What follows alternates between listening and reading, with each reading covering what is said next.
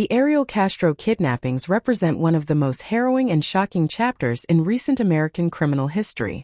This case, centered in Cleveland, Ohio, unfolded over a decade, revealing profound themes of abduction, survival, and the systemic failures that allowed such horrors to transpire unchecked.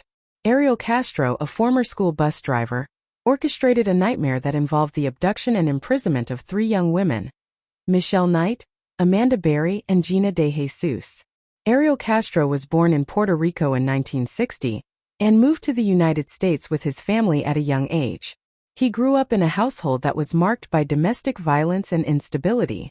Despite these challenges, he managed to carve out a career as a bus driver for the Cleveland Metropolitan School District, a position that afforded him some level of respect within the community. However, beneath the surface of his seemingly ordinary life, Castro harbored a dark and twisted psyche that would ultimately lead to his heinous acts. The abductions began in 2002 when Castro kidnapped Michelle Knight, a 21-year-old woman who was struggling with personal issues and a difficult family life. Castro lured her into his home under the pretense of offering her a ride. Once inside, he imprisoned her in the basement, where she would endure unimaginable torment. Over the years, Knight faced extreme physical and psychological abuse, including beatings and sexual assault. Castro isolated her from the outside world, instilling a sense of helplessness and despair that would plague her for years. In 2003, Castro abducted Amanda Berry, who was just 16 years old at the time. She was on her way home from work when Castro again offered her a ride. Berry's abduction would prove to be particularly tragic because it came just one day before her 17th birthday. Like Knight, Berry was subjected to severe abuse in captivity. The following year, in 2004, Castro kidnapped Gina DeJesus, a 14-year-old girl who was walking home from school. DeJesus's abduction marked the third and final entry into Castro's House of Horrors. The three women were forced to coexist in a nightmarish environment where they were denied basic human rights and subjected to psychological manipulation and physical violence. During their captivity, the women experienced severe psychological and physical abuse, but they also forged a bond of solidarity. The shared experience of torment helped them to develop a sense of resilience and hope. They communicated and supported each other, finding small ways to survive the day-to-day horror of their lives. Castro would often manipulate their situation, playing them against each other to maintain control. He used psychological tactics that made them doubt their own realities, employing a combination of coercion and deceit that left them feeling powerless. The situation for the women changed dramatically on May 6, 2013, when Amanda Berry managed to escape from Castro's home. After years of captivity, she saw an opportunity and took it. She broke through a door, ran to a neighbor's house, and pleaded for help. Berry's escape was the turning point that ultimately led to the discovery of the other women. When police arrived, they found Knight and DeJesus still trapped in Castro's home.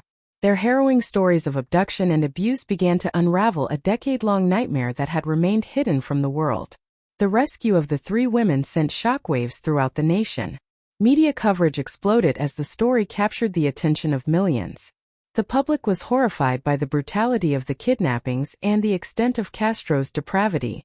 Many questions arose regarding how such a situation could have occurred without detection for so long. Community members expressed outrage, asking how the police and local authorities could have failed to uncover the abductions despite previous reports of suspicious behavior and disappearances. The investigation into Castro's actions revealed a disturbing pattern of missed opportunities by law enforcement. In the years leading up to the women's escape, there were several instances where neighbors reported suspicious activity and strange noises coming from Castro's home. However, these reports were not taken seriously, leading to further scrutiny of the police response to reports of missing individuals. The systemic failures became a focal point of public discourse, highlighting the need for improved protocols in handling missing persons cases. Following the women's rescue, Ariel Castro was arrested and charged with multiple counts of kidnapping and rape.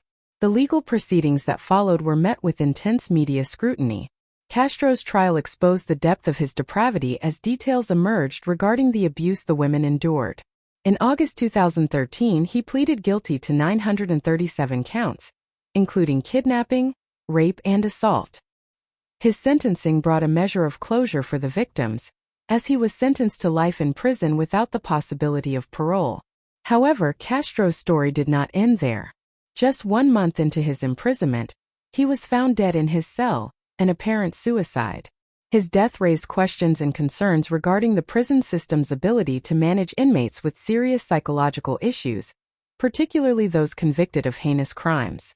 The swift conclusion of Castro's life left many feeling unsettled, as the victims had not only endured horrific experiences, but were now denied the opportunity to confront their abuser in court.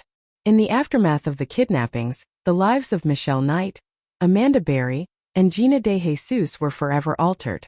Each woman faced the daunting challenge of reclaiming her identity and healing from the trauma they endured. Their stories of survival became a beacon of hope for many who had experienced similar atrocities. Knight, in particular, became an advocate for victims of violence, sharing her experiences to raise awareness about the issues surrounding domestic abuse and the importance of believing survivors. The Ariel Castro kidnappings are a chilling reminder of the capacity for human depravity, the impact of systemic failures, and the resilience of the human spirit. The case continues to serve as a catalyst for discussions about victim advocacy, law enforcement protocols, and the treatment of survivors in the aftermath of trauma. It underscores the necessity for vigilance in communities and the importance of listening to those who report suspicious activities or missing persons. The bravery of Berry, Knight, and DeJesus in escaping and sharing their stories has empowered countless others, highlighting the strength that can emerge from the darkest of circumstances. Their survival serves as a testament to the human spirit's enduring capacity for hope, healing, and transformation, even in the face of unimaginable adversity. Thank you for listening to another episode of Loopholery, your go-to podcast channel for quick, witty, and insightful takes on random topics, all in 8 minutes or less. Whether we're diving into quirky facts, exploring weird loopholes, or just pondering life's strange questions, we keep it short, fun, and engaging. Perfect for curious minds on the go. Like or subscribe, and get your fix of unpredictable knowledge bites.